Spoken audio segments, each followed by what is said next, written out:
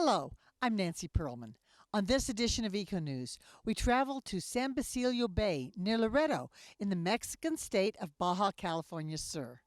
This scenic area along the wild and remote rocky shores of the Baja California Peninsula faces the Sea of Cortez, more commonly known as the Gulf of California.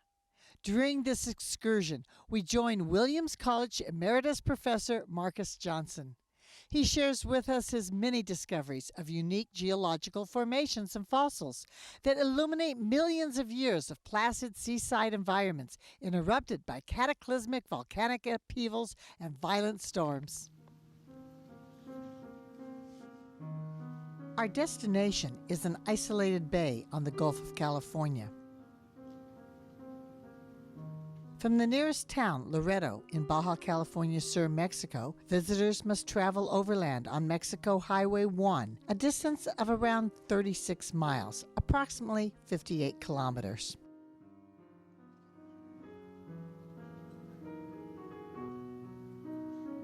There, a dirt road leads east to the coast. This road requires a four-wheel drive vehicle.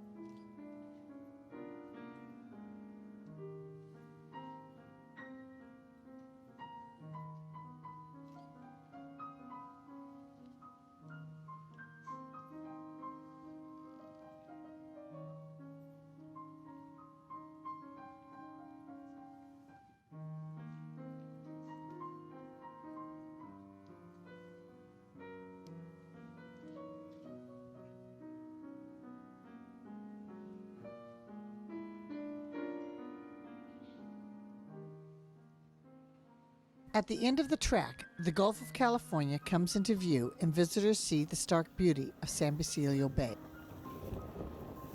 Pristine, tranquil, San Basilio Bay presents a unique site for the study for the geology of volcanic eruptions, ancient sea life, and the continuing forces of weather and waves.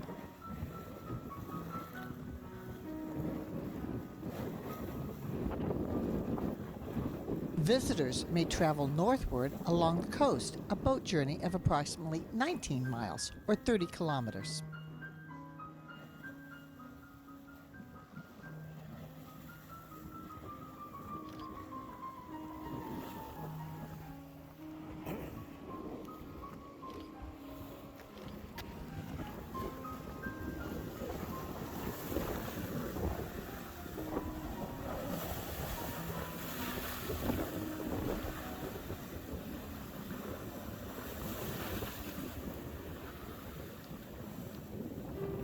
Rising 26 feet from the sea, only the rhyolite spires remain of volcanic eruptions millions of years in the past.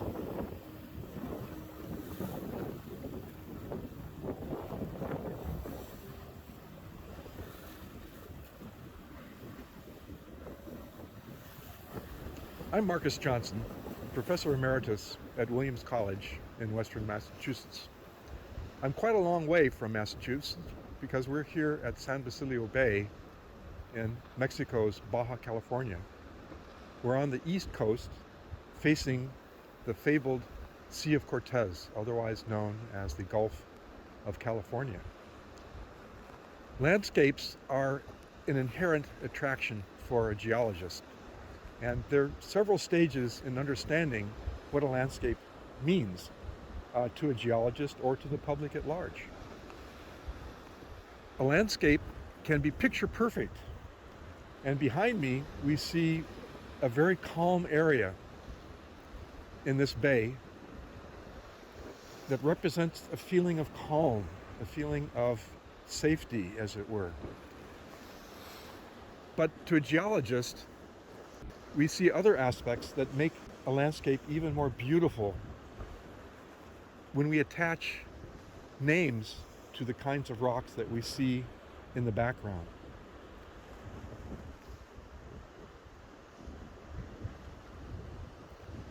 This gives a more complete knowledge of an area. But even more beautiful is the idea that sometimes we have to struggle, we have to grasp for a meaning. And it makes it even more intensely beautiful because sometimes it takes time to understand a particular landscape.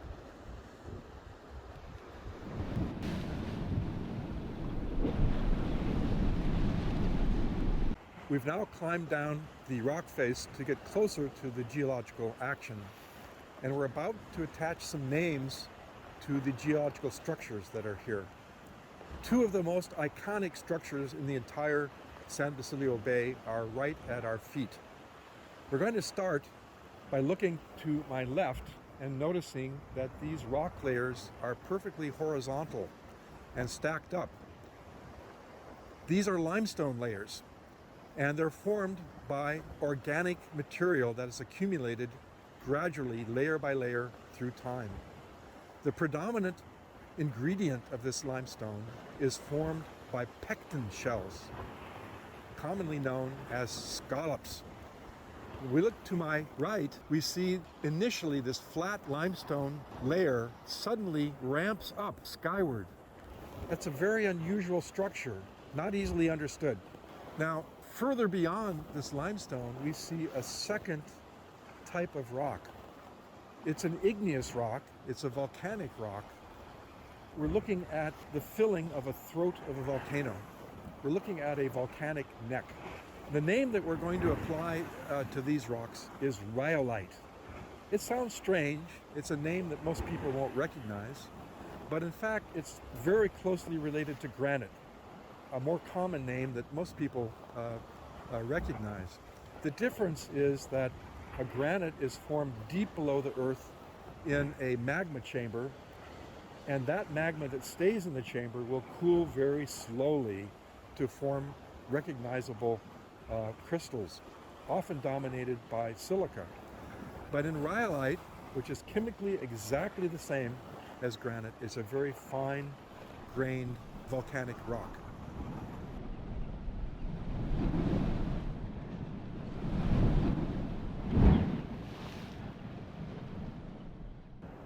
I'm now standing on the lip of a natural basin where seawater could accumulate and dry out under the sun.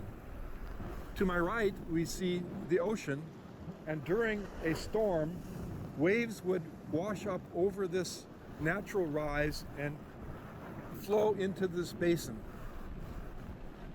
Over a period of days, in intense sunlight, the seawater that ponds here is slowly going to be able to evaporate. When 9/10 of the water is already gone, that's when salt, NaCl, common table salt, begins to form as crystals. When we look down to this whitish area, we see actually quite large crystals of salt, which form in a cubic nature, perfect little cubes. If we pause and take a finger and dampen it and reach down and bring it back to the mouth, the taste of the salt is unmistakable. This is a very slow process that only develops as the seawater is slowly evaporated away.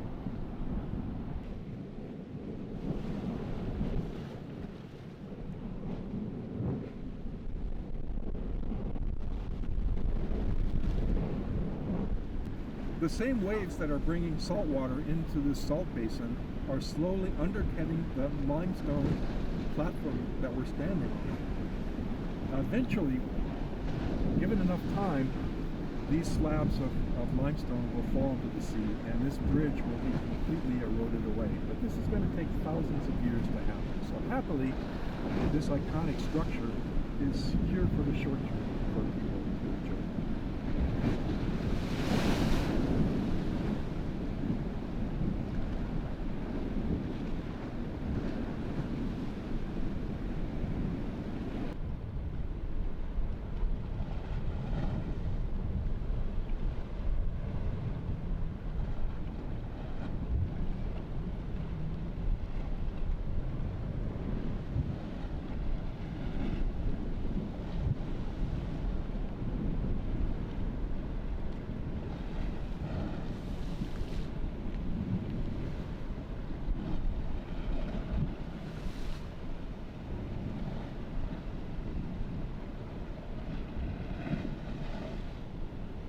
We've now advanced across the flat part of the limestone bridge, and we've strolled up what I call a ramp, the limestone ramp. It's a very unusual change from the flatness to a ramp.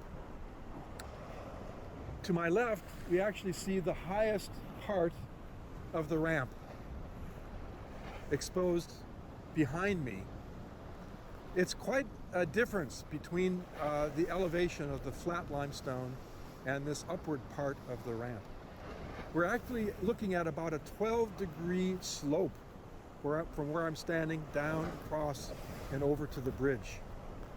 The question is this a natural phenomenon or some other type of phenomenon related to the regional tectonics?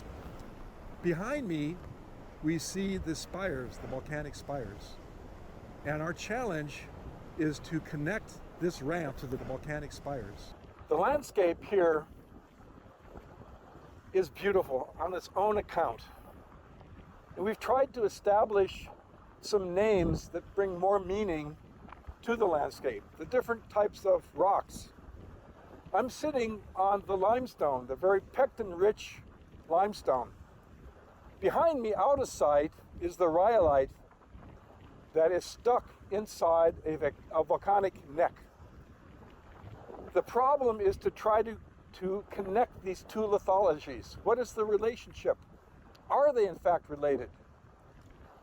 Here to my right is a gray-looking rock which happens to be rhyolite. It's a it's a boulder. It happens to be about 50 centimeters in diameter.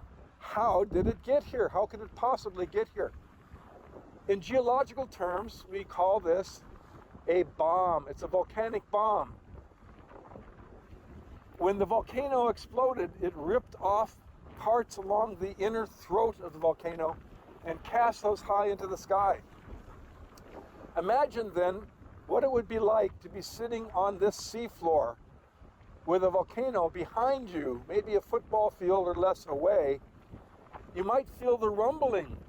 We're underwater. We're surrounded by pectin shells on a slope, but all of a sudden around us, it's like being in a military zone. There are bombs dropping everywhere around us. There are rocks that are falling into the water, making a splash above us and sinking to the bottom. Now the casualties are okay because these pectins are already dead. There are no live pectins here. But we get the feeling, we might even feel the vibration of the volcano behind us. Here we have a meeting point between the limestone and the rhyolite because we have the rhyolite interjected into the limestone.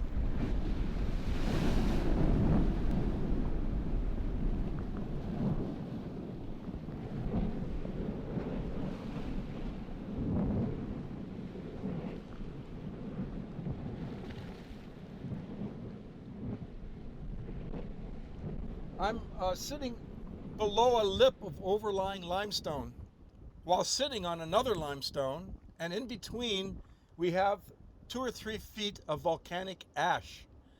It tells us about a sequence of events, starting with rocks being ripped through the throat of a volcano and making the bombs, followed by another explosion, an ash explosion.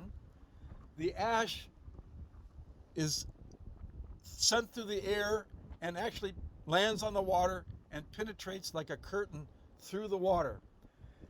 The ash, we have a recession here because the ash today is quite soft and it erodes very easily. That's why we have a kind of a gap here between these 2 layers of limestone.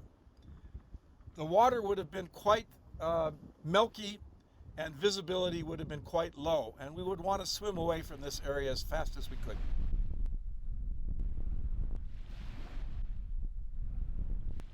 We're now standing at the very lowest layer of the limestone ramp, angling up at a rather high degree towards the volcano.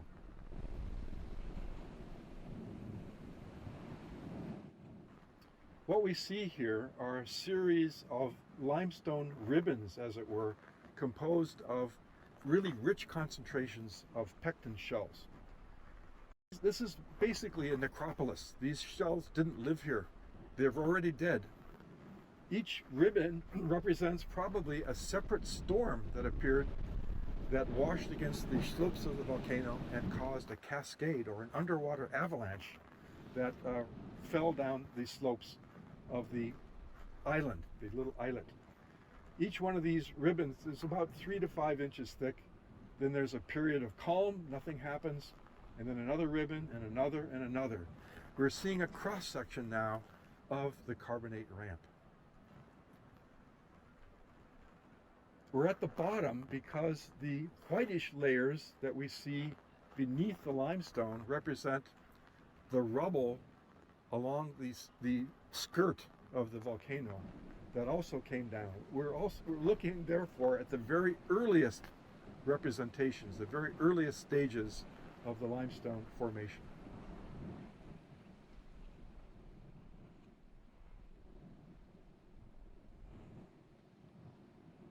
This illustration shows a cross-section of the limestone ramp and the volcano rhyolite millions of years ago.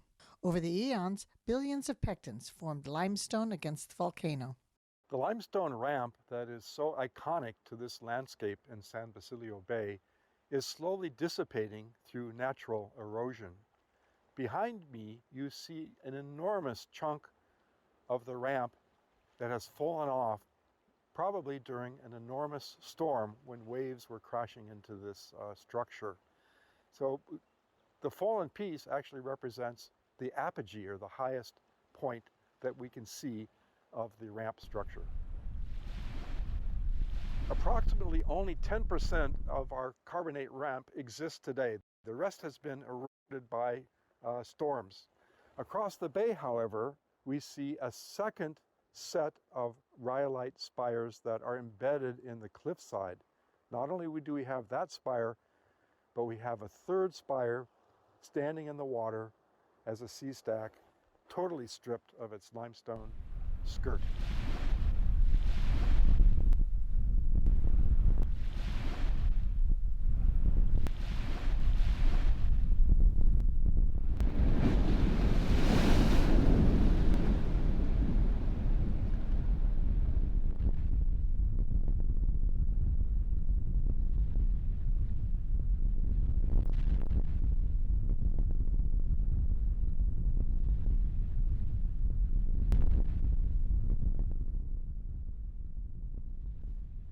We're located about a half kilometer north of San Basilio Bay.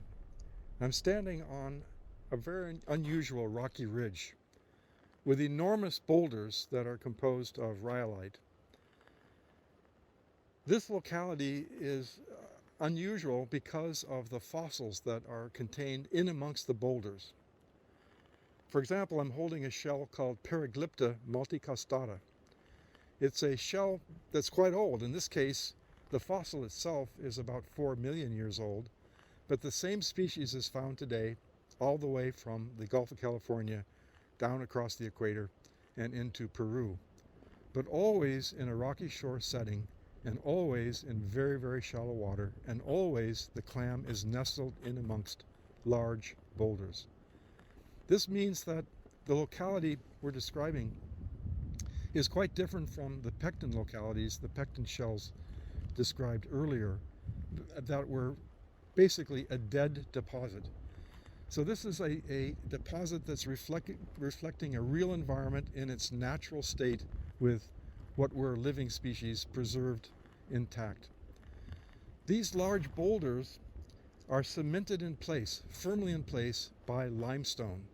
And in the direction to my right, to the west, it was increasing in water depth. The shoreline would be to my left. While walking around this coastline offers a close-up view of the geology, our drone footage gives us another perspective of the landscape and a penetrating look of the geology hidden by the water. From the air, the drone camera shows the rhyolite spires surrounded by the broken stone of eons of hurricane wave action and erosion.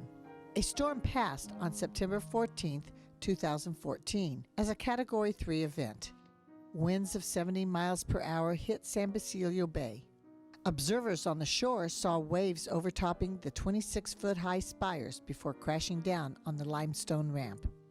These storms cause a gradual erosion of the shoreline. Here in our aerial view of the San Basilio rock spires, we can see that almost all of the limestone skirt that once encircled the former volcano has been stripped away. The top of the limestone ramp has already suffered extreme erosion. As storms continue to come over time, the rhyolite and limestone formations will disappear. Near San Basilio Bay, north of Laredo, in Baja California Sur, Mexico, is Clam Bay, or Ensenada Almeja. Geologically, this area speaks to the region's propensity to absorb major storms that continue to this day. Williams College Professor Emeritus Marcus Johnson explains the unique geological elements that give pause to our thinking about patterns in global warming.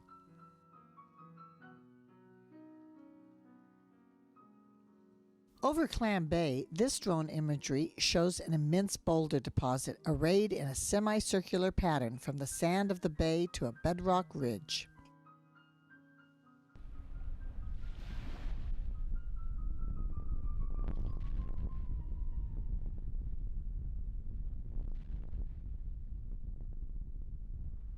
We're here at Ensenada Almeja, otherwise known as Clam Bay. We're located about 1 kilometer due north of San Basilio.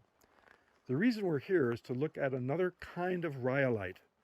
The rhyolite at the center of the volcanic neck at San Basilio is fractured different and has a different appearance. This is called a banded rhyolite. It has the appearance of a kind of plywood, very, very thin layers. But you'll notice that the material above my head is contorted in a different sort of position. This is because the material, as it oozes out of the earth, has a taffy-like consistency, making it easy to sort of flow over each layer and form these very interesting structures. I'm walking along what looks like an outer wall composed of boulders derived from the same banded rhyolite that we looked at just previously, but they're forming a solid wall. These boulders are some really large blocks of material. The shape of this outer wall is arcuate, maybe about 500 meters in length. How did this form? What does it mean? It's a real paradox to sort of figure out what is going on here. The rocks become larger and larger as we go towards the point of the peninsula, where we have solid rhyolite rock. And indeed, some of the largest boulders are over in that direction. So where did these boulders come from? They had to come from the basement rock, the banded rhyolite. That's the only place they could come. They couldn't come from across the bay, and yet this distribution is very odd. Behind me is a due north direction. This is to the east, this is to the west. And yet these boulders form this semicircular pattern, becoming smaller and smaller as they go back towards the south. We're now standing at the point of origin of a major coastal boulder deposit. To my left, we see the actual place where these boulders are being eroded out of the cliffside. We have a natural vertical joints in the banded andesite, and we also have horizontal bedding planes. As a large wave, as in a hurricane wave, strikes this surface, it begins to mine out these blocks, which will tumble into the water and form initially just a few feet or meters away to my right. Some of these blocks are enormous in size. The largest block that I've measured here is 8 feet in diameter. The kind of wave that would be necessary to move such a block would be enormous. 30% of the blocks in this area are large enough that they register at about 2,000 short tons. The wave height of a wave that would be necessary to pick them up and move them is about 8 meters. That's a very large wave. The way that we calculate the tonnage is by knowing the volume of the rock, which can be measured directly, and the density of the rock. And a very complex mathematical formula is then used to calculate the wave height necessary to move those blocks.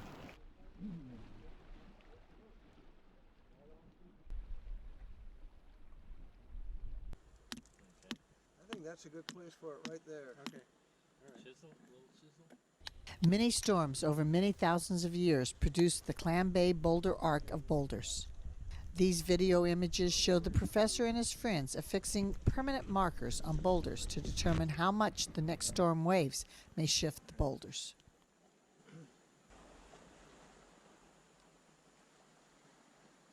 Oh, that's number 6.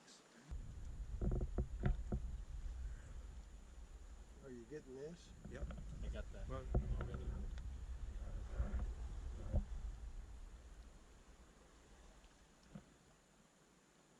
okay. Get a little bit, just a little bit on that little corner Well, there. I'm going to put some on the edge of it when you put it on. Okay. All right. Guide me in now. Right here. Right here? No, right down There?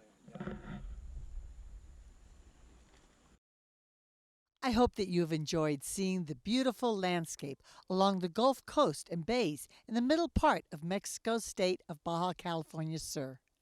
I look forward to again visiting this area of the fabled Sea of Cortez and exploring more of San Basilio's and Ensenada Almeja's unique natural and cultural history. On behalf of EcoNews and our nonprofit organization, Educational Communications, I'm Nancy Perlman wishing you a natural, unspoiled environment.